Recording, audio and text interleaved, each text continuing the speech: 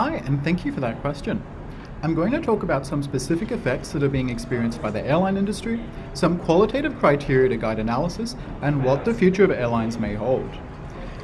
Air passenger traffic reduced by 60 and 49% in 2020 and 2021 respectively, compared to 2019 according to ICAO. Air passenger traffic is steadily returning, particularly domestic travel. However, shifts in consumer behavior may mean that e-commuting supplants business travel.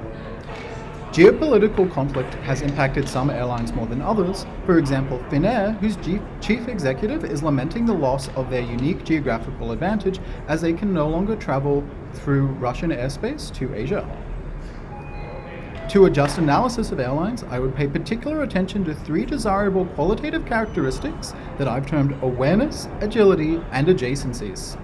Agility and awareness are for navigating the uncertainty of the current situation, whereas exploring adjacencies is for a business to create diversification that will mitigate adverse effects. So awareness refers to using big data and AI to gather information about the business environment. We live in more uncertain times but have better tools. Jason Guggenheim, global leader for travel and tourism at Boston Consulting Group, says history is no longer a lens for the future. Companies should attempt to sense the future using even the weakest of signals. According to a report by McKinsey, US airlines that outperformed were cautious in where they added capacity and by how much. One could be tempted to say that slow and steady wins the race, but the where was where they had competitive advantage, and the how much was commensurate with GDP growth.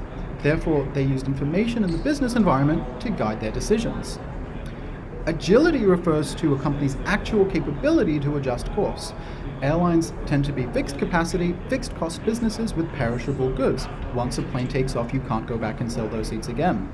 In the Qantas 2020 annual report, Qantas discusses how they are deferring delivery of some aircraft, retiring other aircraft, and hibernating other aircraft still, demonstrating that they have options to deal with the situation. Data from awareness can also be used to automate processes and speed up reactions so that decisions made by management are carried out faster. Finally, adjacencies create diversification in the business model to mitigate adverse effects. For example, Qantas's loyalty program, which they've leveraged into a data business and healthcare insurance business, as opposed to if they had integrated vertically, which would have only amplified their losses for adverse effects, as the travel industry shares a lack of agility and will have a positive correlation, so share losses.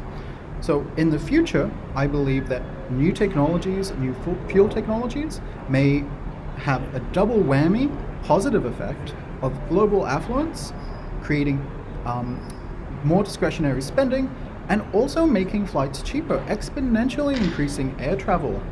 Of course, this is dependent on new technologies. On the flip side, the doomsday scenario is that airlines will no longer be viable investments, in which case they're likely to be nationalized. Aeroflot is 73% Russian-owned, and they're getting another $16 billion of aircraft because they will no longer be able to access Western jets. That investment is likely to come from the Russian government, and the airline's supplier for those aircraft is actually 100% government-owned, and their general director says Boeing and Airbus aircraft are unlikely to ever be delivered to Russia again.